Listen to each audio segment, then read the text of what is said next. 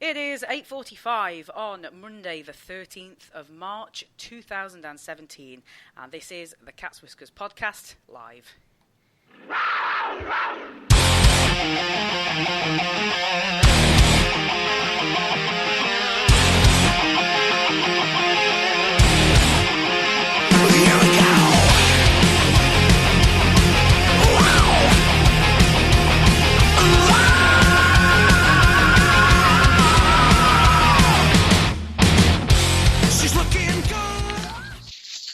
Hello and welcome to the Monday night review edition of the Cat's Whiskers podcast. My name is Tina Taylor and tonight we are going to be going through, yes we must, we are going to go through the Belfast doubleheader weekend that has just passed.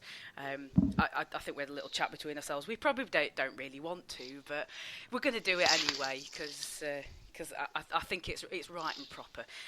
But begrudgingly joining me tonight is Aaron Lord. Hello, TT. Adam Reddish. Good evening, everybody. And sitting in the deputy gaffer's chair tonight, Jono Bullard.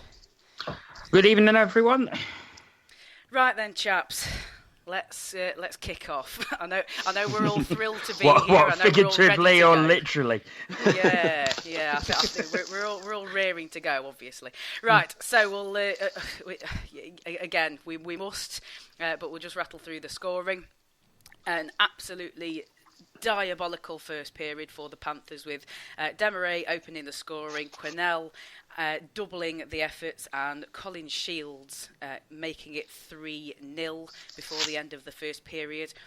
Chris Lawrence gave the Panthers a little bit of faint hope, making it 3-1 with a short-handed effort before Rutherford, Shields and Riley all came back to spoil the party before the end of the second.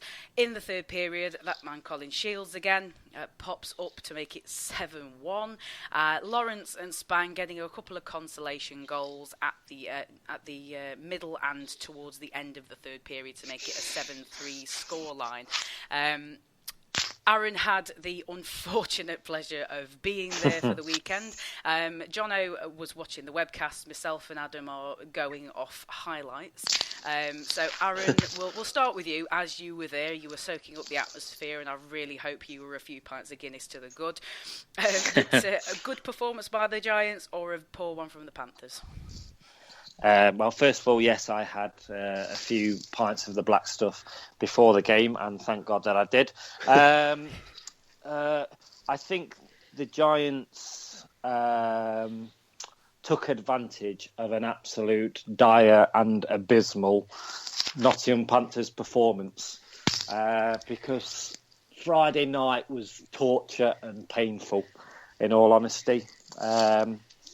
We just, I don't know, we just looked like a bunch of strangers that had never really played ice hockey together, that potentially didn't even really want to be playing ice hockey at times. And the Giants, to their full credit, played well and took full advantage of that and put us to the sword. But from our point of view, I've been, obviously, you know, it's Monday and you try and think back about the performance. I re-watched the highlights late sort of this afternoon. Why would you do that to yourself? Well, yeah, I know. But we just looked at times. It's just too easy. Come on. I mean, you know, yes, the Belfast Giants are a team that's, you know, clinging on to a faint hope of, you know, lifting the title. But we just made it far too easy for them. And it was just so annoying, so disappointing. And you could just go on, but it was just abysmal, really. And I don't think I've ever really said that about a Panthers performance. And what I would like to say, really, to highlight how bad that was, you know, the people that I went with and, you know, my friends and my, you know, kind of the people that I sit with, home and away, etc., they've been coming to ice hockey for, you know, 20 years plus, and they left pretty much in the second period. They walked out. And that's at an away game, in Belfast. It's not a home game where you can get in your car and go home. They walked out. And I think that just tells you pretty much, it paints its own kind of picture, doesn't it, really? I stayed because I wanted to see I really wanted to see what they did at the end of the game. Once it's all done and dusted, the whistle's blown, what do they do? Would they come over and appreciate the fans? And that was pretty disappointing as well, if I'm 100% honest. So not a good night to be a Panther. Jono, you had the benefit of actually being in the comfort of your own home. So anything to add to what Aaron said, really?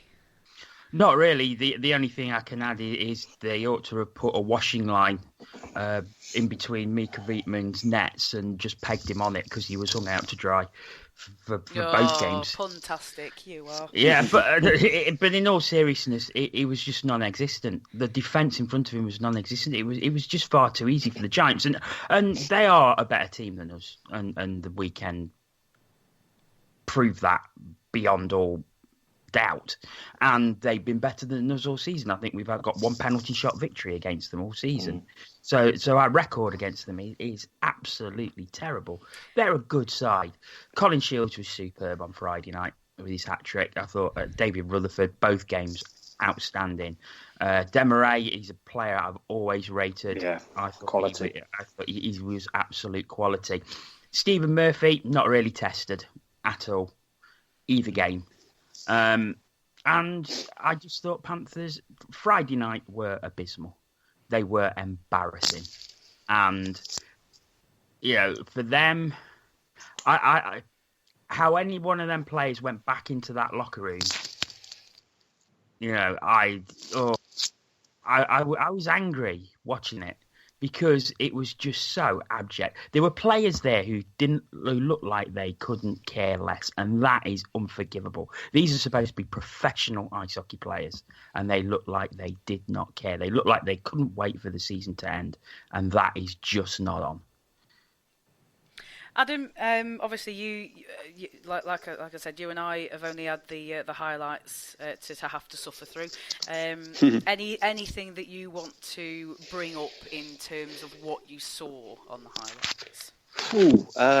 Well, obviously I need to defer to Aaron because Aaron was there and he saw everything unfold in front of him. I'm sure he'll have nightmares about that for a few days yet. But I mean, I'm only going off the goals and as you keep saying, highlights, but I'd probably refer to them as lowlights of what I saw. A lot of the goals, if not all of them, are just avoidable. Yeah. We make simple mistakes time and time again that just allows the opposition, on this occasion Belfast, but pretty much every other team this season has benefited at some point, of just really lethargic defence. Whether it's the forwards not back-checking enough, or whether it's the D-men not doing their jobs and not keeping things simple and getting the puck out of the zone. We seem to be out-muscled and, bullied almost by teams like Belfast, who I agree with Jono, are infinitely better than the Panthers this year.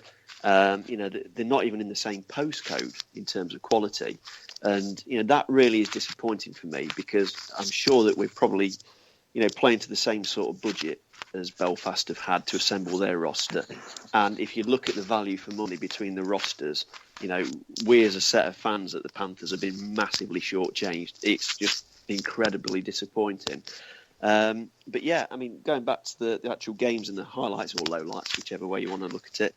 Yeah, I mean, just players not doing their jobs, switching off. How many times do we see, 3 forwards around our net and, one D-man is nowhere to be seen? Or, the D-men are just both in the wrong position, not taking up the right sort of position around Mika's net. Jono's right. Mika's been hung out to dry massively this weekend. Of all the players, he must be the one that cannot wait for the season to end quickly enough. But, that's not because of, taking it easy. That's because he's played behind some absolute garbage hockey and players this year. Speaking of, I'll just sort of pick up on there. Speaking of avoidable, Brian McGrattan,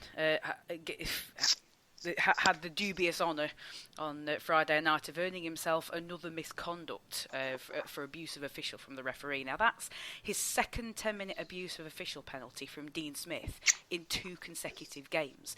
And I had a quick look back on some statistics. He's actually earned himself 62 penalty minutes this year for abuse of official. Now that's actually more than he's had for fighting. Gentlemen, discuss. Well, for me, there were a few dodgy calls on Friday night for both sides. The abuse of the official, I spoke to some of the officials after the game, and it's my belief that they gave the abuse of the official because he skated towards Dean Smith. Now, if you skate towards an official, then you are putting yourself in the hands of them giving you a misconduct penalty. So, that's what I know. Bit harsh in my eyes. Said it at the time. The 2-minute penalty that he got for slashing wasn't even slashing for me, and that was one a little bit earlier. So I think he got a bit hard done by, to be honest. But that's what I got told by some of the officials on Friday night. Anybody got anything to throw in there? He's probably frustrated, and he probably expects more of his teammates, if truth be told. Obviously I didn't see the instance that Aaron's mentioning there, whether they're correct calls or incorrect calls. But if they are incorrect calls and, combined with the way that the season's gone since we won the Continental Cup, I'm sure that, he's cutting a more and more frustrated figure at the club. I can understand why he's frustrated. He's a sort of player that, does seem to put it all in most weeks. And if he's not seeing that sort of effort replicated, from his teammates, then I can understand to a point and to a degree, why he might be getting frustrated and, doing these rather spontaneous but ill-advised things during games, like skating quite aggressively in the referee's direction and whatnot. So, that's probably, maybe one of the contributing factors behind why, he's behaving the way he is behaving during games of late. Anything to add there, Jono? No, it's just, regardless of how frustrated you are, a 10-minute abuse of official penalties are very much avoidable and a bit daft. Oh, I agree with that, Jono. I agree with that. I'm not excusing it. I'm just trying to, find a reason or some sort of factor that might explain why he started to do it, more so in the last part of the season than the start of the season. So I don't know when I don't obviously have the stats to hand like Tina does, but I'd imagine that most of those 10-minute misconducts have come in the second half of the season rather than the first half of the season. So, that possibly points towards a degree of frustration on McGrattan's part. Yeah, and if I had my stats in front of me, I could probably tell. I'd probably tell you when that happened, but I wasn't prepared enough. Dan Green came in in relief of Mika Weekman, almost towards the halfway point in the game. It's only his second appearance of the season. Henry Passel didn't travel with the team. He concedes only the one goal, and he only had 11 shots on goal to deal with in the 30 minutes of play. Aaron, how would you say he fared? I mean, again, second game of the season, you can't really expect too much from him. But no. One goal in the 30 minutes, it's not too bad to say how little ice time he's had this season. No, I thought he did well. To be honest, we've criticised him in the past when he's had 11 shots on goal and let in 4. So no, he did well on Friday night. I expected to see him a lot earlier than what he actually came into, to be honest. I thought once kind of number 4 went in, or number 5, I thought we'd see him then. But no, it took 6 goals to get past Mika, and then Corey gave him the call, because it was Corey's call, because Beatman didn't even really know Dan Green was coming onto the ice until he was kind of near enough treading on his toes. No, he did well. The goal that beat him, it's a good shot. You'd like to think that maybe, the netty would get over and cover that angle. But you have to give a bit of credit to Colin Shields, I believe it was, that scored the goal against him. But no, I thought Greener in a difficult circumstance where, your defence as a team is absolutely, left back on the flyby plane. I thought he did well. Yeah, and it's no me feet staying on those flyby planes, is it really? Those little props are interesting.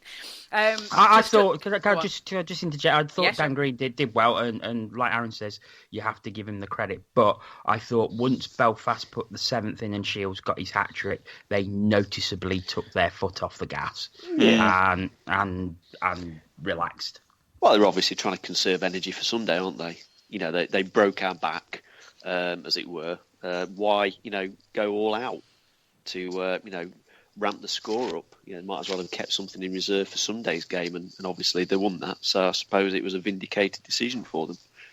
Yeah, and just before we move on to Sunday's game, a little bit of joy in amongst all the mirth and the dirge.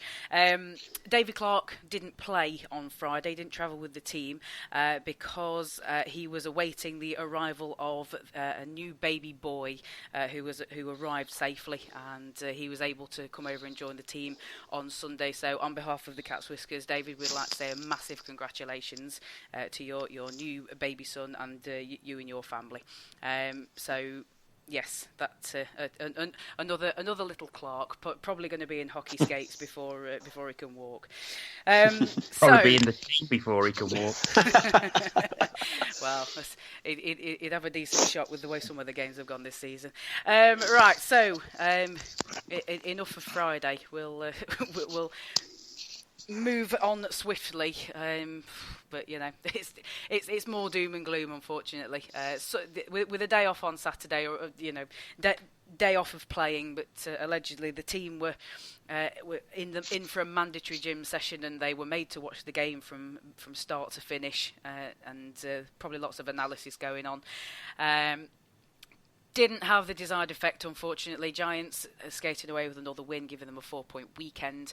It was a 5-2 scoreline. In the first period, Jeff Brown started the Panthers off positively at 6:49. Second period, Rutherford and Shields again spoiling the party, as it were. Third period, Rutherford and Riley putting in another couple of goals. Dan Spang briefly giving Panthers fans something to cheer about before Rutherford again sealed the deal to make it a 5-2 scoreline for Belfast. Seem to remember a tweet from yourself, Jono. You said it was a better performance, but obviously by that scoreline, still not good enough. No, I mean, first period we were very good. We came out and we looked a completely different side to the one that turned up on Friday. I think I've got to pay credit to Jeff Brown and Alex Nikiforuk. Both had good games. I thought both tried their hardest throughout the whole 60 minutes, but once again, there were passengers in that team. Once again, Mika Viekman was hung out to dry. So yes, a very good first period, but after that, more of the same, unfortunately. Would you agree with that, Aaron? Yeah, I thought, first 10 minutes, we looked like we'd had a kick up the arse. We came out with a little bit more jump. We finished a few more checks. Obviously, Brown's goal, kind of from a crowd point of view, got us into it a little bit. But after the first 10, 15 minutes, and like Jono says, if you take it as a whole period, after that first period was over, we just went back to the Friday team for me. I just think in general, we just look like mentally we are just not at the races. We don't look fit. We look knackered. And I think that is physically and mentally, which is just leading to just stupid decisions, really. Defensively, we just weren't there this weekend.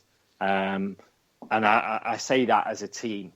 I don't just lay that on the kind of heads of the defensemen in our roster, but just as a team, we just made silly decisions. We couldn't clear the puck, and we just, I don't know. You thought when Nikiforuk dropped the gloves and did a really good fight. He landed some bombs, showed a little bit of heart, and I thought that compiled with the kind of energy that we saw in the first 5 to 10 minutes, top it off with Jeff Brown's goal, you think, okay, maybe we'll be showing a little bit of pride and a bit of passion in the shirt.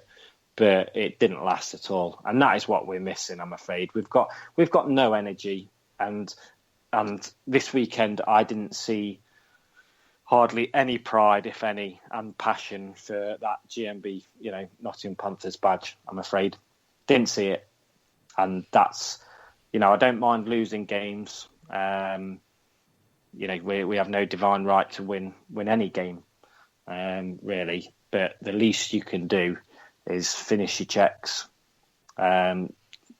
skate around as if you're kind of on your last legs, and just do better than what we did, to be honest. But we just didn't do the bare minimum for me, and that is what is highly disappointing. And so, yes, it was a good first 5-10 minutes, but it didn't matter because the Giants just, they obviously knew that we came out of the blocks, and they just went, all right, okay, come on, lads, let's kick it up to what we can do. And they just blew us away again in the end.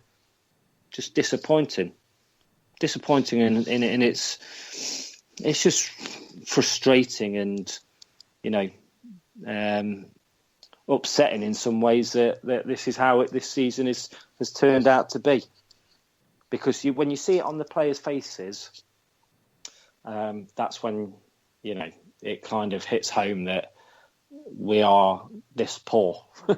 in all honesty, you'd like to think that a bit of energy, a bit of finishing the checks, doing the simple things can keep some people happy, or at least you can reasonably say, well, at least we gave effort. The skill might not have been there, but the effort was there.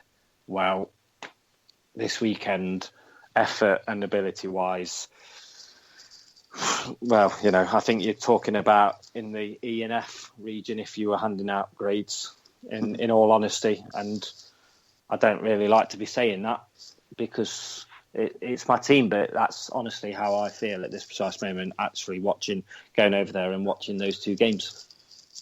Yes, disappointing weekend. I think you've probably summed up what a lot of other people have said about the weekend in general, Aaron. Bit of a surprise, sort of seemed a bit of a surprise for me, but Stephen Schultz being a healthy scratch, Adam, was that a surprise to you as well?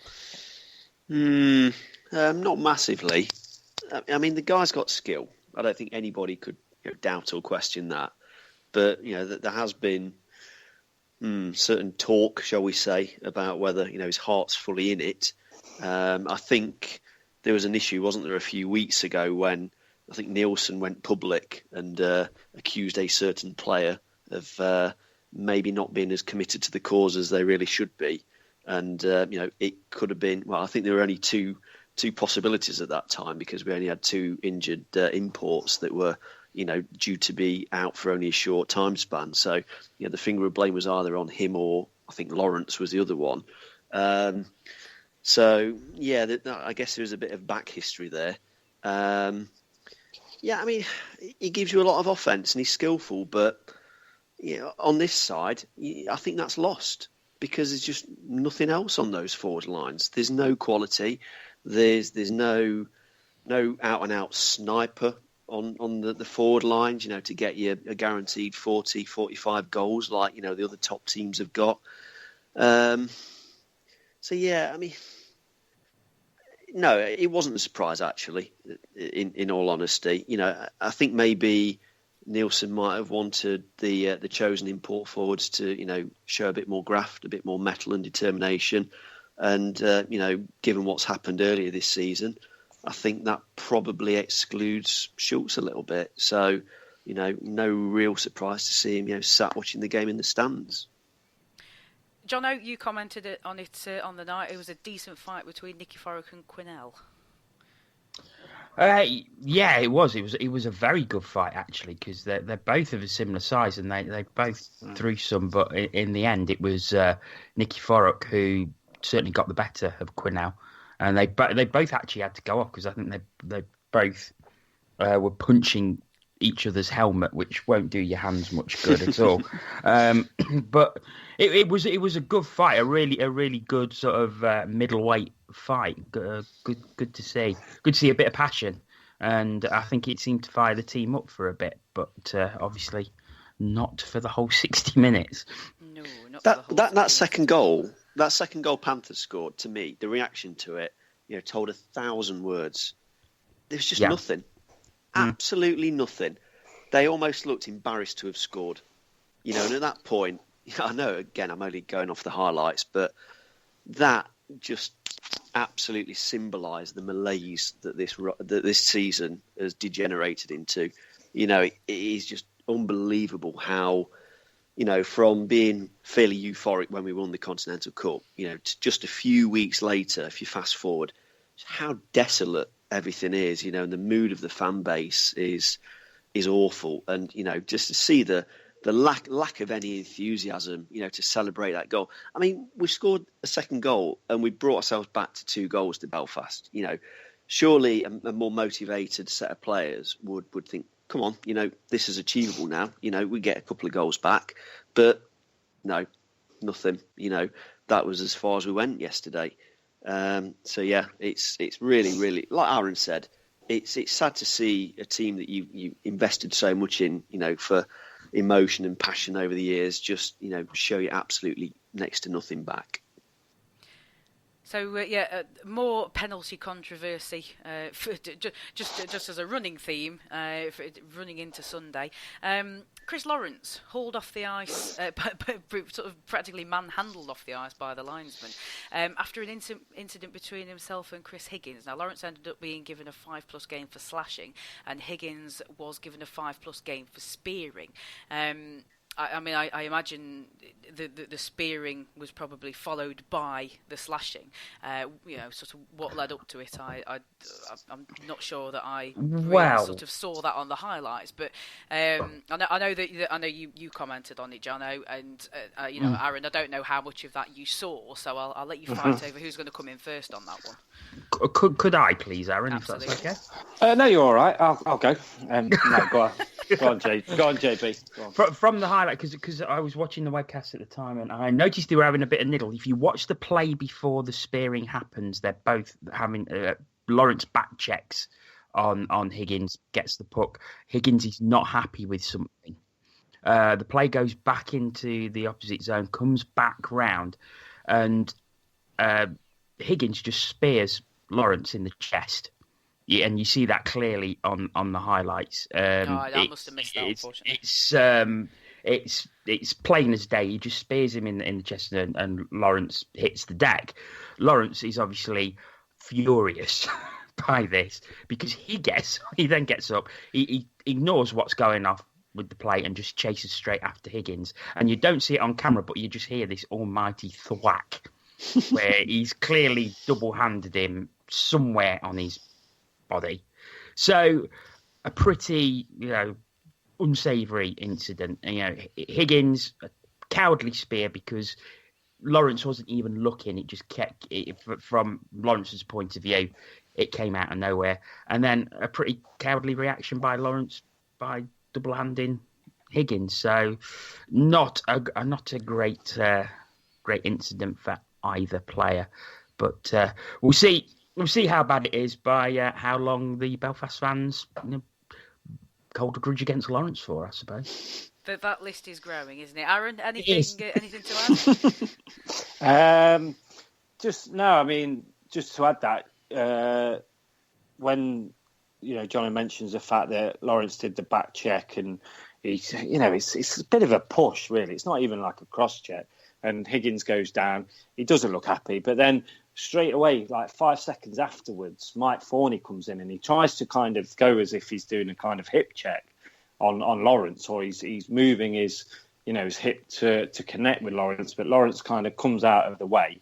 And then, as Jono says, it's gutless and it's cheap to do a spear, which he did. And like Jono said, Lawrence was facing completely the opposite way, didn't know anything about it. He went down, kind of rocked from side to side for a bit, and then he got up, and we all said, he's after him here.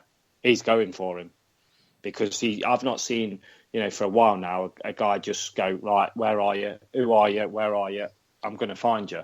And yes, you don't see it on the highlights, but he just two-handed, a good old slash across Higgins' legs. Because what you hear the slap is, it's obviously against his, it's against his pads, it's against his guards, his leg guards. And that's what you see it. And then he throws a swing of a punch that goes straight into Higgins' face, and then all hell lets loose. And you've got, I think, Riley came in from Belfast, Martinelli came in, dropped the gloves at that point, and then it's just carnage by the benches and stuff like that. And we thought at one point that the benches might even go, because you had Brian McGrattan weren't very happy about it. He was stood up, knocked a couple of Panthers players out of the way as if to say, right, I'm going to be at the forefront of this. You got, I believe it was Adam Keefe, sat on the bench kind of going, come on then, giving it, which you would do to a certain degree. And then it took, quite a bit of time for the Linos to actually get Lawrence off the ice. And he shouldn't have done what he did, but it's a reaction. It's a reaction to an initial piece of play that happened. And this is, again, it's going to come back to it, that the ref didn't see because his eyes were focused on the puck. Now, if the Higgins spear gets called, then you don't have the reaction that you had with Lawrence. Now, for me, again, it goes back to the four-man system, because if you're going to have these kind of incidents, then I'm sorry, you're gonna have the potential of what actually happened. All right, you've got to give the Linos the ability to stop the play and blow the whistle and stop the play for a major incident like that. If the ref doesn't see it and the Lino saw it, because it's the Lino called it 5 minutes for spearing, or he said he speared him, because Stefan Hogarth didn't see it because his eyes were focusing on the puck. So if he saw it, then if you're not going to have the four-man system, you've got to give the Linos the ability to blow the whistle if something like that happens in the game. Because if you blow the whistle then and and it stops, then you don't have Lawrence going over, chasing over, and two-handed slashing somebody and then throwing a punch and losing his marbles. Because he saw red. But if you'd got speared in the gut by a hockey stick, well, I'm not going to be very happy. And do you know what? I probably will skate up and I will go after him.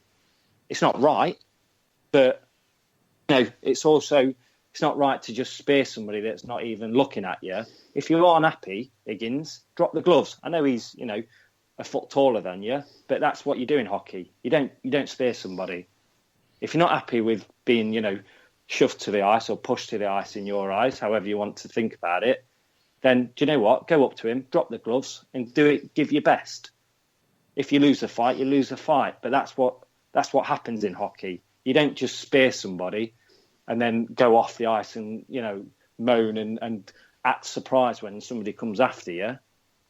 It's so they're both in the wrong, because Higgins shouldn't do it in the first place, but Lawrence shouldn't react. But do you know what? Like I've said, if I was Lawrence, I probably would have done the same thing. Just a final word on the game itself, with a quite alarming stat, really. Shots on goal for the game on Sunday. Stephen Murphy only saw 17 shots, but Mika Weekman had 35 to deal with. Now, that's a bit of a disparity in my eyes. Adam, do you think that speaks more to the Panthers' lack of ability to get shots on Murphy, or do you think it is more Belfast being able to keep the shots away? Yeah, I think Belfast, they've had Murphy for a long time now, so they know his strengths and know his weaknesses, and I think they do get their defensive units to play very well and complement Murphy's skill set. So, yeah, I mean, in tandem, they do help keep a lot of those shots away. And the shots that do get through are quite, simple shots for Murphy to deal with, and that mind of his quality. But us, in contrast, well, it's a sorry story, isn't it? It's we just don't have the sort of ingenuity or creativity or even forwards that just make it their business to get a shot on net.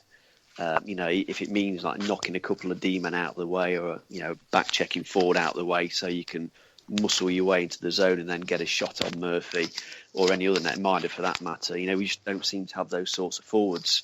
McGrattan can do it at times, but he seems to be the only one that we have at our disposal. So again, it didn't surprise me that we didn't really trouble Murphy very much. We didn't put much rubber on net, and yeah, obviously Murphy had a relatively quiet weekend, and Mika had a very, very busy weekend. For the time that he was in the net. Right, so just one final thing to finish on. Thankfully, the Panthers fans had something to cheer for. We'll talk about the only win of the weekend for anybody with any affiliation to Black and Gold. Aaron, our very own Aaron Lord and his friends Kim and James Burton, they took a victory for Nottingham in the Bubble Bash, giving the Panthers fans a bit of something to take home with them. Aaron, how was that for you? It was good fun. Look, I'd like to say again, thank you to the Belfast Giants for letting Kim and James and myself to get involved and play it. I tell you what, it's hard work though. 3 minutes of that. I tell you, after about 90 seconds, I was blowing out of my backside. But no, it was really good fun. It's a great bit of entertainment to watch, and I can safely say now that to take part in it is a good laugh as well. But we saw the fear in the Belfast fans' eyes. they didn't fancy it backstage. You could tell that they were a little bit scared of us. And then afterwards, they did go to me and James, "Blooming hell, you lads have got some weight on you," which obviously went down like a sack of sponge. You, Aaron? Yeah, you're 8 stone Eight wet stone through. I know, it's unbelievable, isn't it? But no, it was a really good laugh, and I would recommend it to anybody. If you've got a party or anything, hire it. It's a really, really good laugh, and I hope one day the Panthers bring it into the NIC because it's good fun. But I'm afraid to. And if you do hire it for your party and you ended up with broken limbs, please don't sue the podcast to Aaron Lord for giving you the idea. Yeah, direct your complaints to Aaron Lord, please. Thank you very much. Well, you do have to sign a waiver to say, obviously, if you break your legs. That's fair enough. You crack on then. But just before you move on, Tina, can I just say one thing? A couple of people came up to me after Sunday's game before I had to rush off to get my flight. And they just wanted me to say something on this podcast just about the behaviour of some fans, and that is in regards to kind of using foul and abusive language, and not really being distasteful and kind of crass is the words that were said to me. So I said that obviously I would mention it on the podcast because, I think it's only fair that obviously I think some people do need to remember that using kind of foul and abusive language isn't always appreciated. But I did say that obviously that I would mention that. So before you move on to some of the other fan thoughts, I'd just like to get that in. Right. Okay. Yes. So before I sort of go off on some fan thoughts, I know you've got something that you wanted to air out, Jono. Yeah, a mate of mine, John, who I used to go to the Panthers with sort of early 90s when we were both at college, and he still goes from time to time. He sent me, we was having a conversation via text after the game last night, and he sent me a text, and I says, "Oh, can I read this out?" And he said, "Yeah, no problem." And he just says, "I wish my job was that easy. What a shower of bleep. If it wasn't a chance to spend time with my dad, I wouldn't go.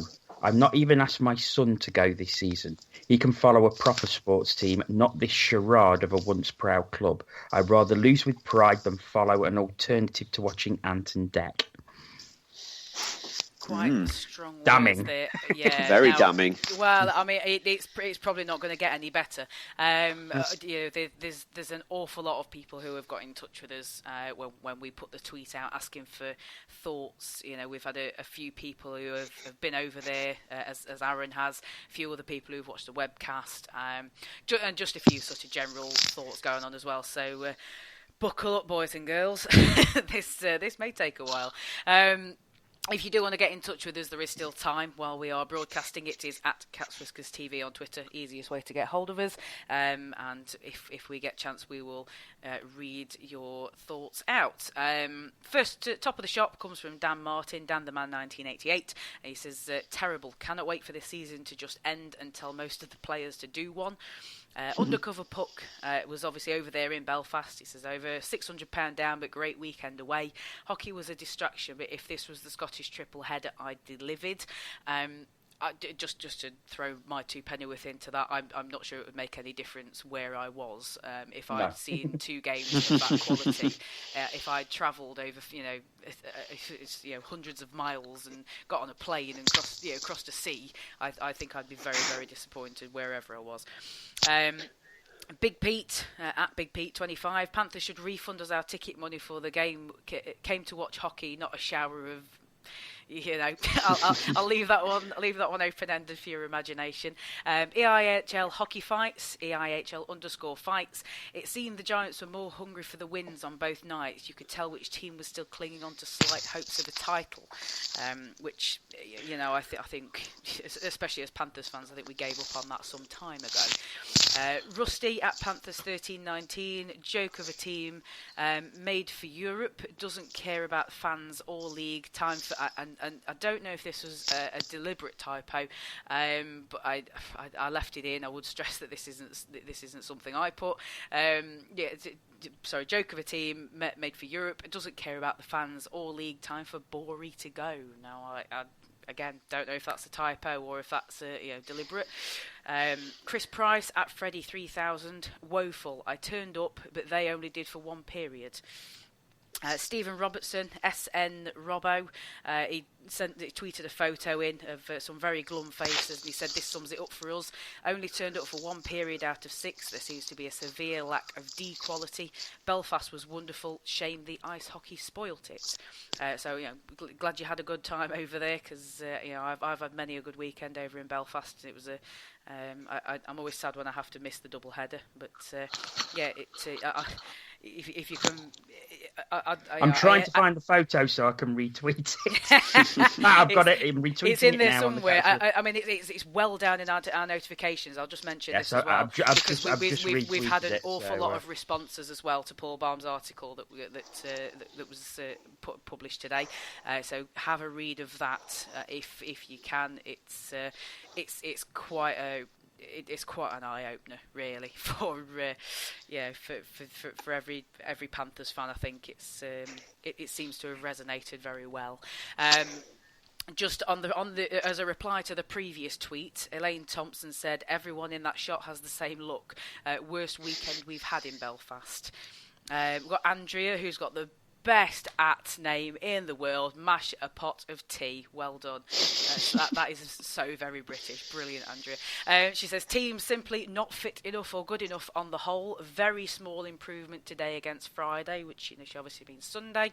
The empty net at Elliot Stanley. Totally apathetic, to be honest. Barely even followed the games. Whole organisation is stale. It's a holiday camp. So that's a very damning sort of general thought. Following this weekend's games. Tim at T27. Tim, we continue to make good progress for the playoffs. Now, I'm not quite sure if that is a little bit tongue-in-cheek. Tongue-in-cheek. Yes, no, Tim, well that his tongue is probably had to be surgically removed from his teeth. Next one down from Galley5, Darren Gallivan. Other than Farms and possibly Betteridge, our Brits seem too comfy for me. Dave Bull at Bully683. We all knew this team wasn't good enough before the season started. League's a priority. My backside. Corey must go. Another sort of controversial one. And we've saved what we probably think is the best for last. Now, this one came in over a range of several tweets. Props to you, Louise. You have made some absolute effort on this lot, and you obviously had a lot to say. This get comfy because I am reading the whole thing out in its entirety. So this is Lou M Cam on Twitter. She says, shocking performances and attitude of players and coach. How the second game was an improvement is a Mickey take, to be honest. There is something definitely wrong with this team. There is no passion, work ethos or pride. I feel totally let down after watching both games. There was no change to the game plan at all, apart from the constant line changes. At times it looked like nobody had a clue who was on or off the ice. The defence again was non-existent. The forwards couldn't shoot in a barn door, which shows by the poor shot count again. I honestly can't wait for the season to be finished. We've seen some poor teams over the years, but nothing with so many passengers. The recruitment has been totally wrong, and changes should have been made to improve the team before things got so bad. But this attitude from the players appears to be acceptable to all within. Totally lost interest in this team and season, and will be glad when it's done. Time for changes to be made. Need a coach who can motivate his team, show some passion, and most importantly, change a game when needed, not just the lines. If this team get through to playoff weekend, it's wrong, as they don't deserve to be there. And she finishes it off with #rant, which is probably the most obvious hashtag going, Louise. So thank you very much for making the effort to send all of that into us. I doff my cap to Louise.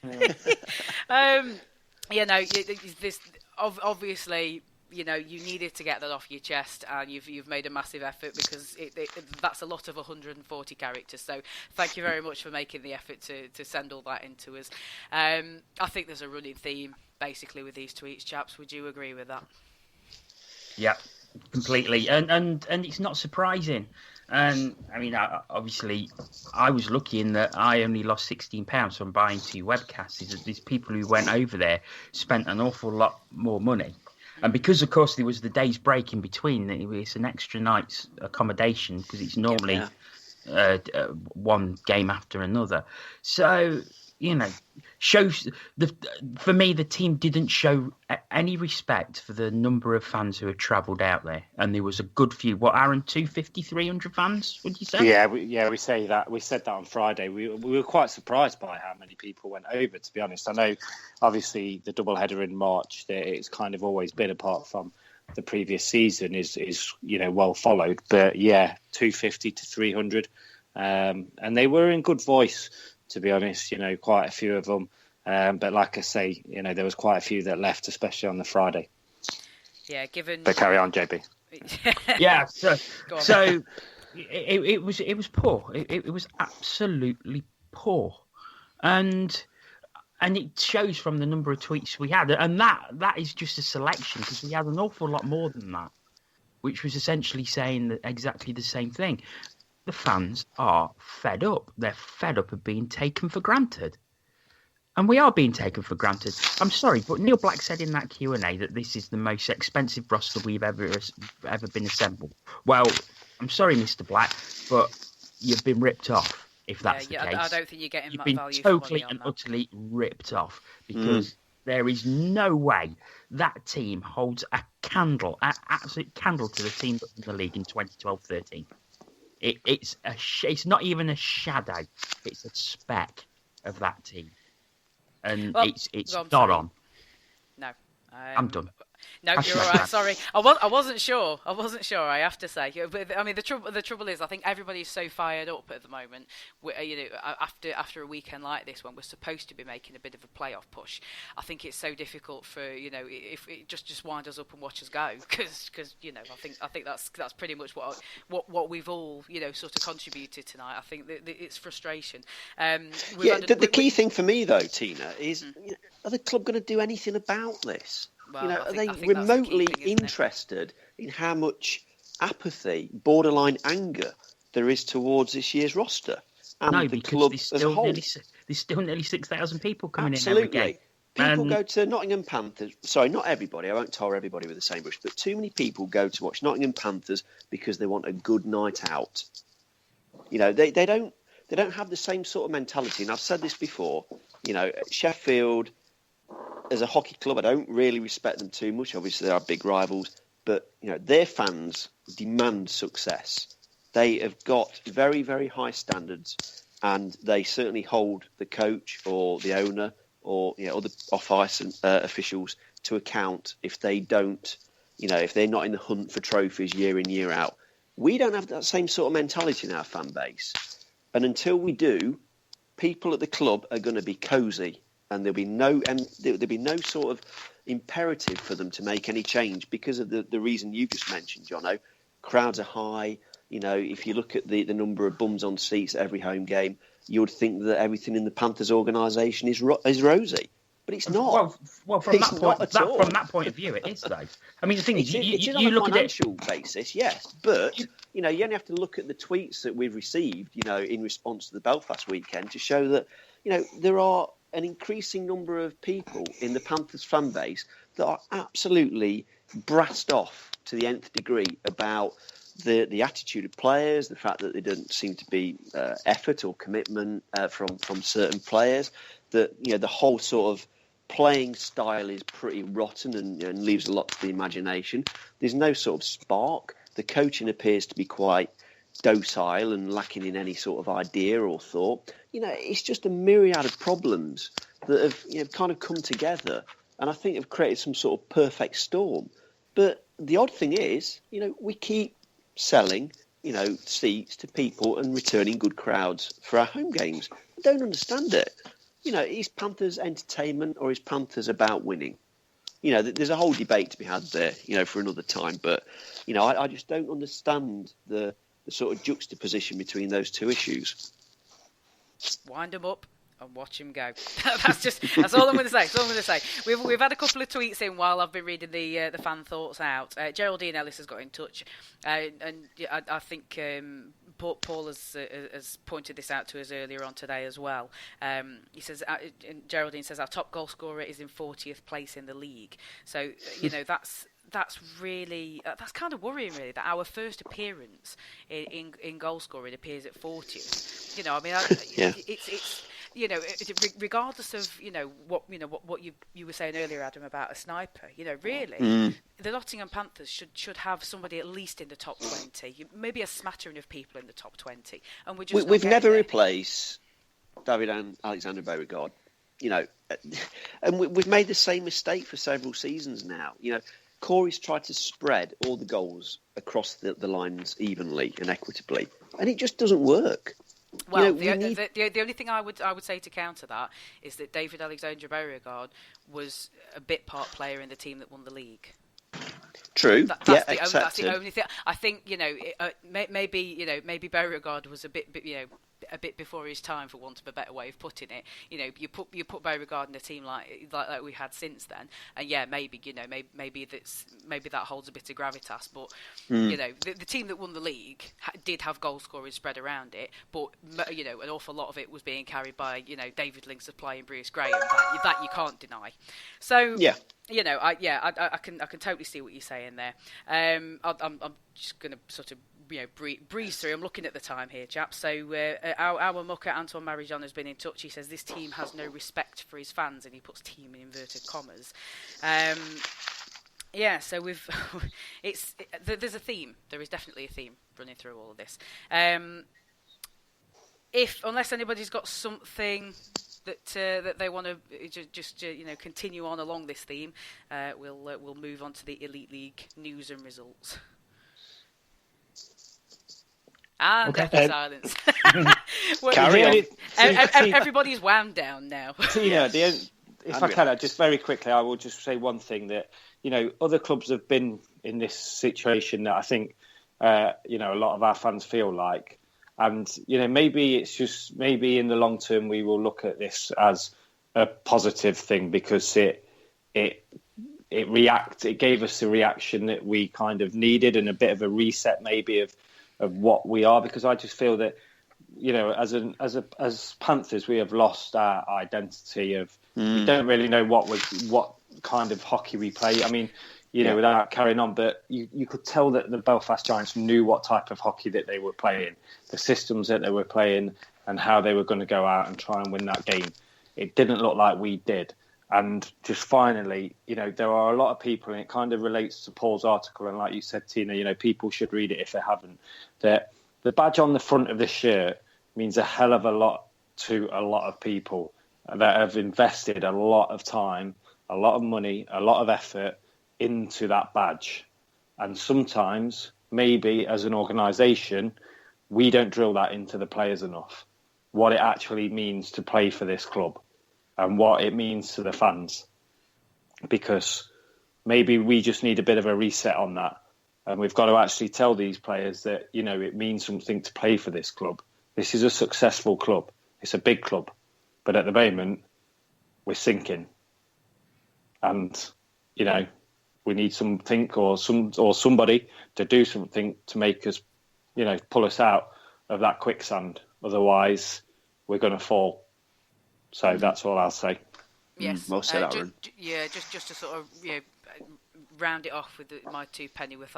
At the moment, we are a mid-table team with the resources of a top 2 team, and so something isn't adding up, and something has to change, I think. So, with all of that out there on the table, the dirty laundry is in the washing machine, and will it come out clean? Who the heck knows? We'll move on to the other Elite League results and news.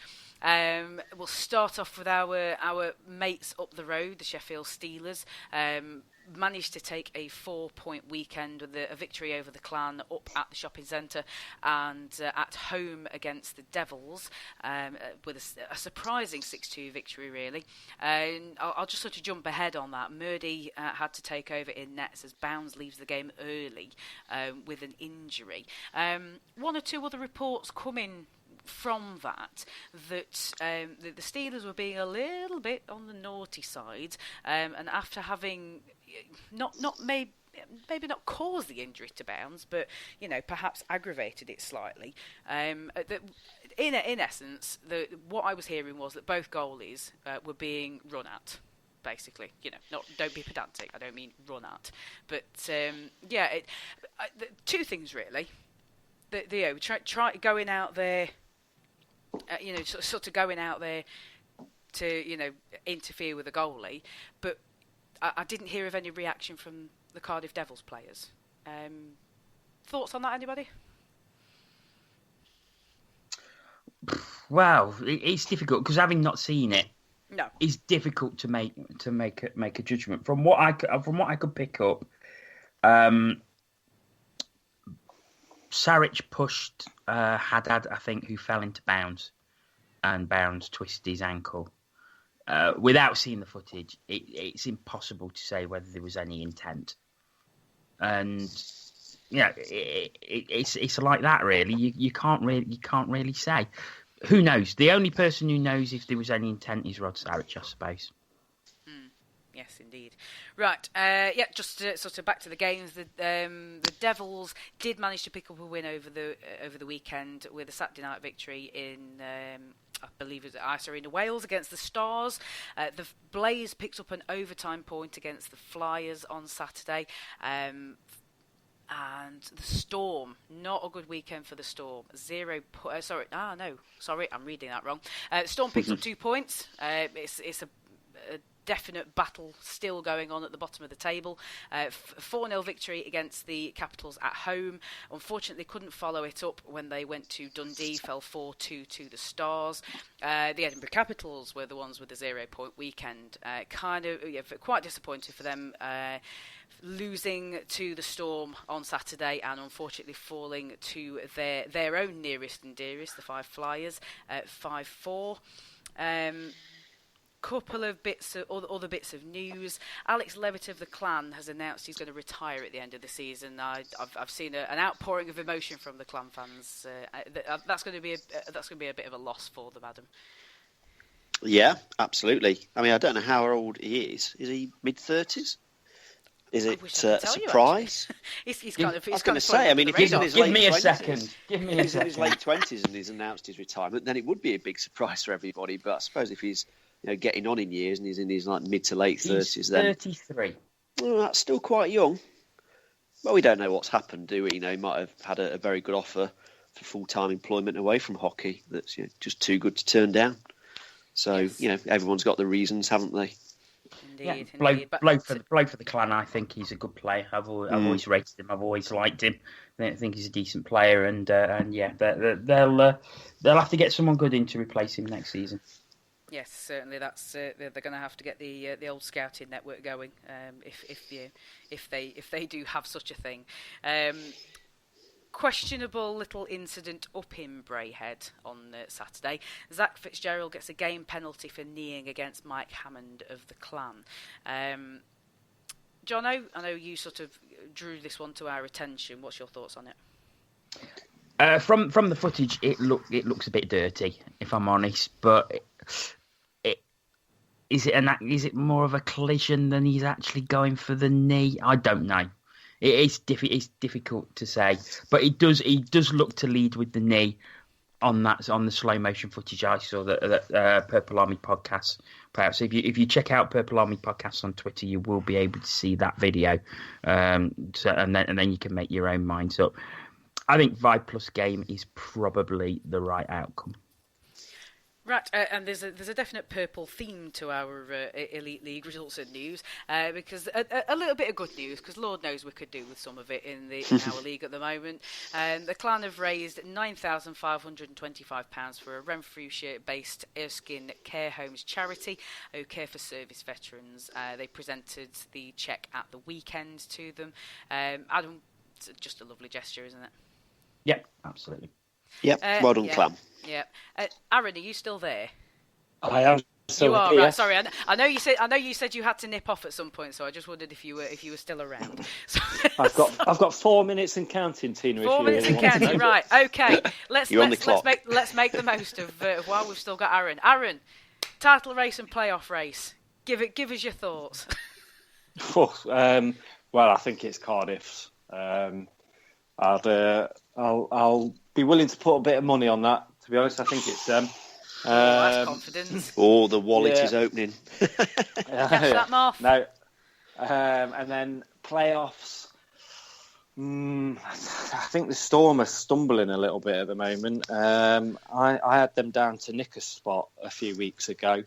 But I'm going to go Storm and Stars. I think Coventry will miss out. That's controversial. I think it's only because they've got less games, if my memory serves me correctly.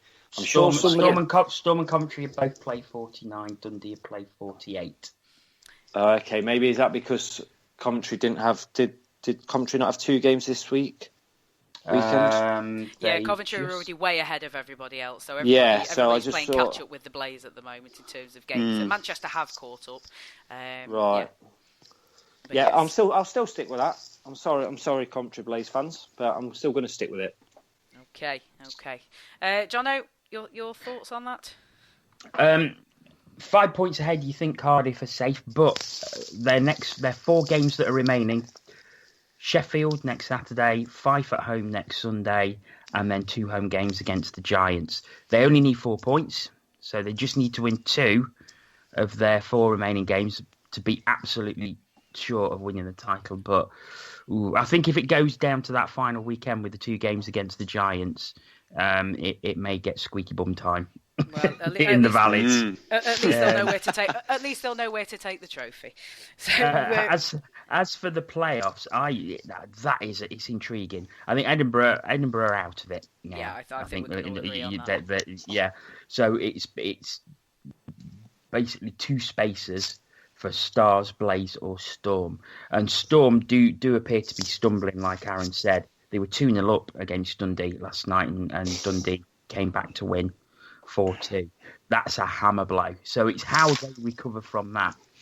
What is in the Storm's favour is they've had, I think they've had more regulation wins than the others.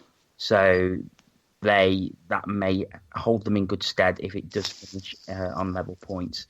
But I think it's very difficult to call. I think the favourites, because they've played 1 game less, they've got 4 games left, is Dundee. So I think Dundee may be in the playoffs, and Dundee are playing us on Friday. So, there's 2 points for them. That's 2 points for the Stars. Hey, predictable as ever, aren't we? We've got to love the optimism, and Blazing Storm. Yeah, that's awful. Oh, come on, stop sitting on the fence and stick your neck out, man. I will go for Storm to miss out. Adam, coming to you. Yeah, no, I think it will be the Storm to miss out as well. You know, they've hit bad form at the worst possible time for them. I mean, it didn't seem that long ago that they were really comfortably, positioned in mid-table. So they must have gone on an absolutely horrific run of form in the last month or so. It's not been kind to them, I don't think, the last few weeks. No, and they've just sunk like a stone and, ended up towards the bottom of the table. So, bad time, really, to try and turn that tanker around. And I think they'll miss out with Edinburgh. As for the league, I think that there could still be a little bit of a twist in the tail to come. I reckon Sheffield could well beat Cardiff in their next fixture. And I think Cardiff will beat Fife. And then it pretty much all comes down to that final weekend, doesn't it? And anything can happen. I mean, did Cardiff win both games in Belfast in their double header? If memory serves me correctly, I think they did. So if Cardiff can go over to Belfast and win twice, in successive games, then who's to say that Giants can't go into Cardiff's barn and win 2 games? And as Jono pointed out, Cardiff will be very, very nervy. If they mess this one up, it could well be one of the biggest blow-ups of all time, because they've just comfortably led the league for the virtual majority of the whole season. So it would be a really bad choke. So could be a twist to come yet. As for the playoffs, are you wanting a winner for the playoffs? Or no. Let's no, not venture there. Let's not I- venture there. no, we don't even let's know not who's go going to be there in the just playoffs. So yeah, okay. Yeah, let's not worry about that too much yet. We may not even care who wins the playoffs because we may not be there. So well, of course, the big achievement this week was, of course, that the Sheffield Steelers now mathematically finished ahead of the Nottingham Panthers. The Nottingham Panthers can't catch up with the Sheffield Steelers. Banner raising on Saturday. Is there a trophy for that, Jono? Well. And in other news, the sun is rising in the east and setting in the west. Anyway, I would, for my own thoughts, I would like to think that Cardiff can avoid activating bridesmaid mode and just get the 2 blooming wins, just get it done and stop talking about it. Just, is it the 30-year hashtag or something that's going on at the moment? Come back to me when you've been waiting 57 years. All right, it's fine. Just get over it, get it won, and shut up about it. In terms of the bottom, isn't it fascinating? Isn't it fascinating? Who I think, Edinburgh are. I think they've lost too many of their games in hand. I think they're done for, unfortunately. In terms of who I think is going to miss out. The interesting thing is if Coventry do get that 8th spot, then they obviously get the Cardiff Devils for the playoff quarterfinals, and Lord knows how that's going to go. Can the Coventry Blaze do it again? I suppose is the question. They did it with Chuck. I don't know if they can do it with Danny. So sticking my neck on the line. I think Coventry may very well be on the golf course a bit early this season, unfortunately. I think Manchester might just nick it. So, anything else that anybody would like to throw on the table before we wrap up, gentlemen? No, nothing from me. No. Well, apart from this season. I don't think we want to throw it on the table. Jono, we don't want to throw it on the table. I think we just want to throw it firmly in the bin, mate, to be fair. So, with all of that done and dusted, wow, this has been an extended edition tonight. But thank you very much for your contributions. Thank you very much for listening. We are back on Wednesday for Ask TCW. You can send in your questions via Twitter. Use the hashtag AskTCW and tag @CatsWhiskersTV. We have a Facebook page, so the Cats Whiskers. just have a little search for that. You can leave us an extended message, a bit more than 140 characters. It might be useful for those of you who want to give us a 12-tweet rant. We have a dedicated thread on the Cage Forum, and if you really want to, you can send us an email to tcwonlinetv@gmail.com. Right, all that remains for me to say is thank you very, very much to Jono Bullard. Thank you. Aaron Lord. Thank you, Tina. Bubble, football, hockey, what's it, champion of the world or something. And Adam Reddish. Aiken champion. Cheers, folks. Thanks a lot. Lovely. Thank you very much again for listening. And we've been the Cat's Whiskers podcast. Ta-da.